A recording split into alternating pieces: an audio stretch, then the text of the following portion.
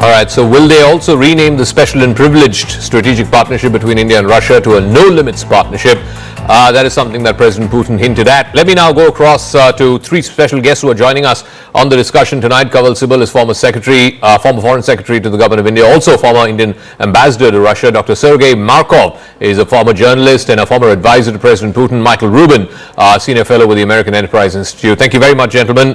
Secretary Sibal, let me start with you first. Obviously, the big broad context going into this visit is, the world really has been upended by Donald Trump, his tariffs. He slapped 50% tariffs on India, 25% is because of buying Russian oil, and yet we haven't seen any significant downward movement of India's purchase of Russian oil. That's obviously going to be there in the background when Prime Minister and President Putin meet. But also importantly, this realignment that seems to be happening.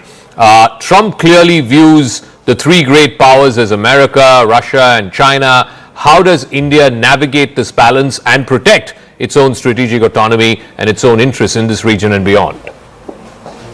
Well, first of all, the fact that President Putin is coming is an exercise in India's strategic autonomy, because we've been under great pressure by the West, especially under Trump, to dilute our ties with Russia.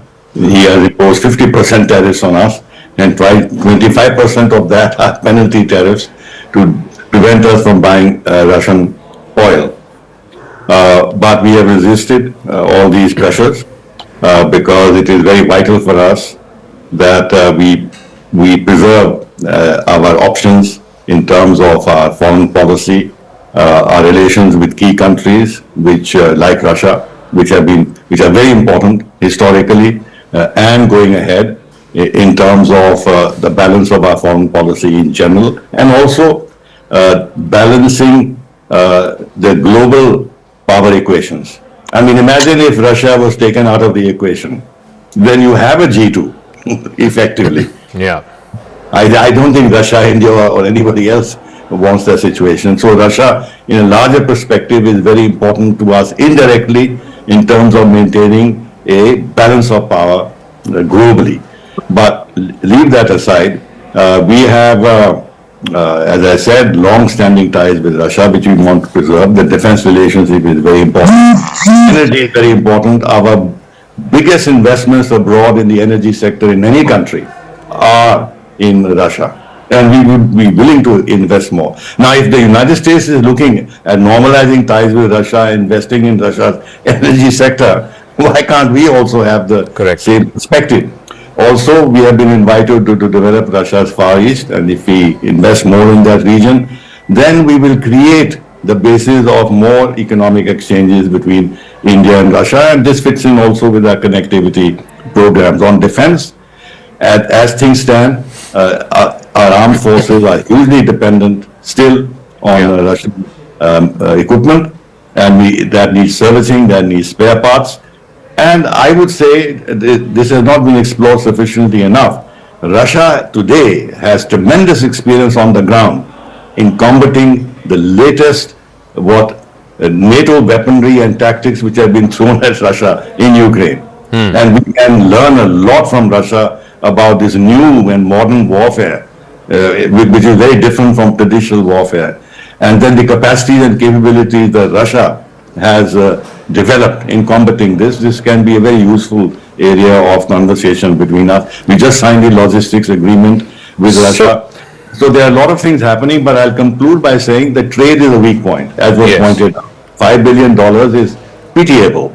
So there has to be an effort on the Russian side to expand, to open up its market more to India. We can buy more from Russia. We can buy fertilizers, we can buy coking coal, we can buy energy, we can buy LNG.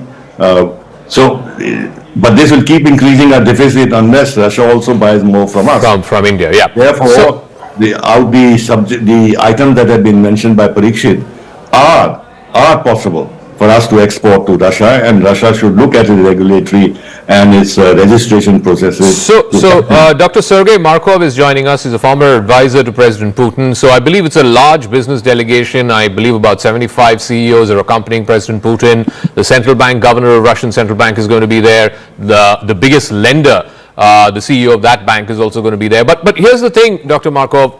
over the last many decades, over the last 75 years of this relationship between Moscow and Delhi, there have been really two legs on which this relationship rests. One is defense. Even today, more than 50% of India's weapon systems have a Russian sort of origin or Russian ancestry, as it were. India still depends on Russia for equipment, technology transfer or maintenance, spare parts, etc., as Secretary Sybil said a moment ago. And the second one over the last few years has been on energy. Even today, 35% of India's oil and gas is imported from Russia. But we need to expand the breadth of this relationship. In trade, for example, yes, there is $68 billion that's been traded, but a bulk of it is energy. India's exports to Russia are very minuscule, less than $5 billion. How do India and Russia increase the breadth of this partnership? How can Indian companies export more to Russia? How can Indian students go to Russia and study? How can, Russia, much like a lot of other Western countries, is facing labor shortages? How can Indian labor help in the construction sector, in other sectors in Russia? The breadth of this relationship, how can this be widened? Because otherwise, it's just going to be a two-track race or a two-leg pony, if I can use that phrase. Yes, thank you. It's very big pleasure to talk about this Russian-India relationship because it's a very positive relationship. It's a relationship with going forward and it's no real big obstacles for such kind of relationship.